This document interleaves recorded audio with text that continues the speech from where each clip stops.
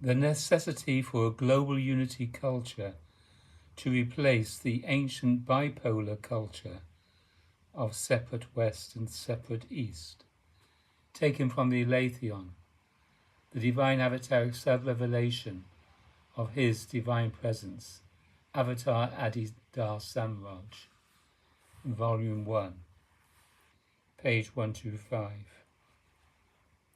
1. There is something very negative that is implicit in the presumed to be religious perspective of Westerners. From the Western point of view, the question, is there a God, seems to be the necessary preliminary to becoming religious. And, of course, the religion chosen is presumed to have successfully answered the question. Nevertheless, the question, is there a God, is an inherently absurd question that has nothing whatsoever to do with real spiritual and transcendental and ultimately really divine life. The question, is there a God, has only to do with human beings themselves and not at all with the divine. The question, is there a God, reflects a state in human beings for which they must become responsible. In and of itself, the question, is there a God, is not a question that can be answered, nor is it a question that needs to be answered. The religious perspective of Western people is ambivalent.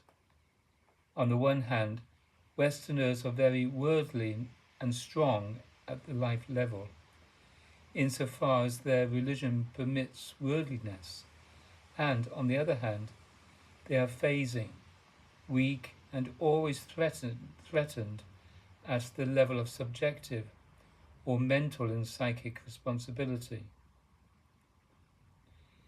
The Western strategy is the attempt to make a positive whatever is overwhelmingly negative.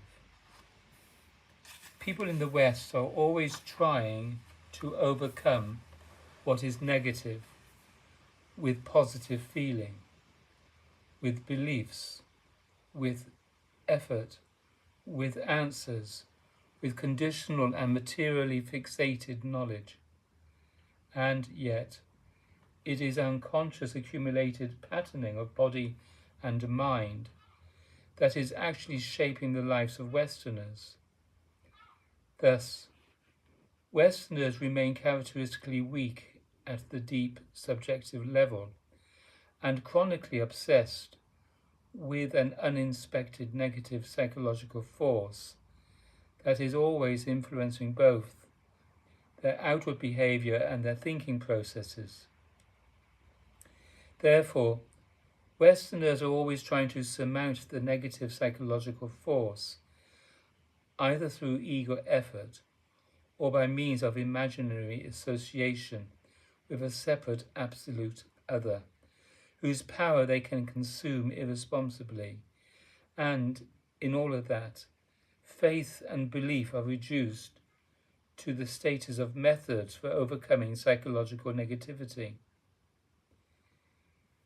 In the characteristic Western doctrines and in the Middle Eastern teachings that gave rise to them, the negative psychological force that tends to overwhelm people beneath the superficial mind is interpreted as sin, or the failure to achieve success as an ego, and as a problem to be overcome by association with the true belief.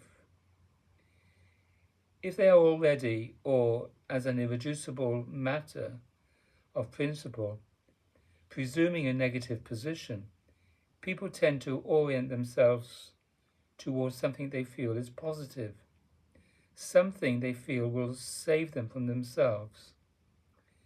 Nevertheless, true believers remain chronically sinful or failed cases, and are always tending to fall back on the failed condition that is irreducibly present at the ego root of the Western psyche.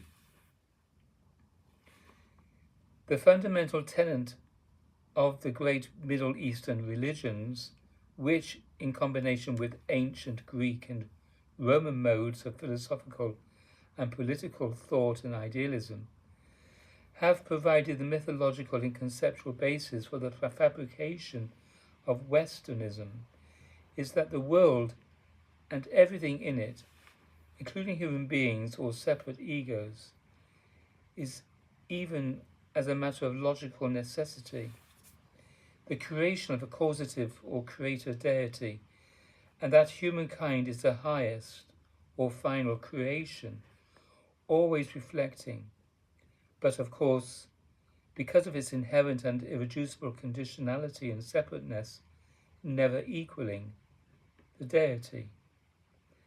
Thus, according to the religiously based root doctrine of Westernism, any negative view of this life and this world is, in and of itself, a form of sin or of negative ego behavior, which inherently is a form of guilt.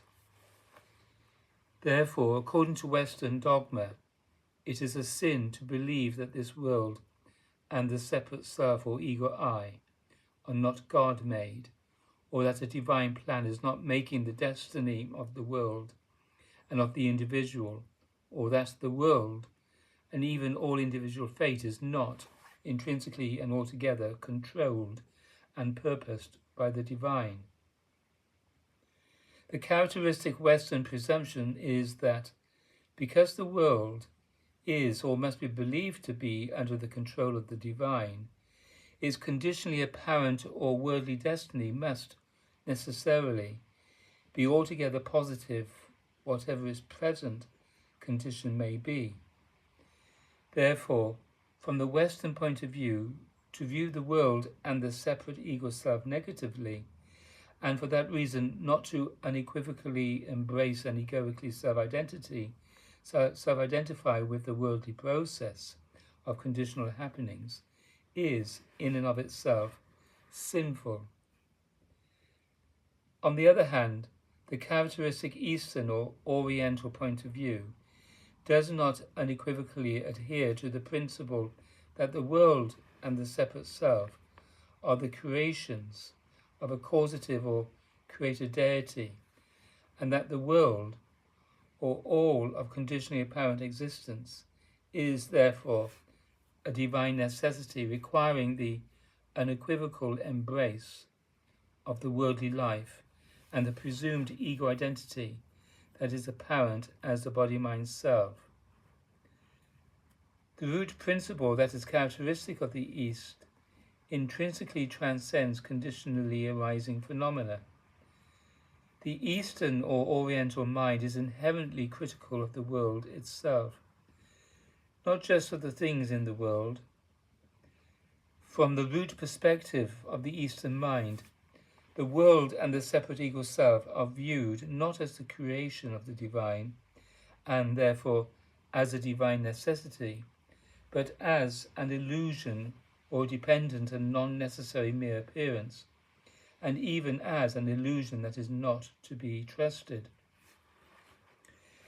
Thus, according to the root doctrine of the Eastern point of view, the tendency to view this world positively as something that is as itself necessary, and that is in and of itself the purpose of existence, rather than to exercise the will and the discriminative intelligence to transcend the world in that non-conditional condition on which the conditionally arising world and the psychophysical ego self inherently depends, is to be self-deluded and thus swept up in an illusion and a false point of view. Therefore, from the Eastern or Oriental perspective, illusion and not sin is the problem inherently associated with human life.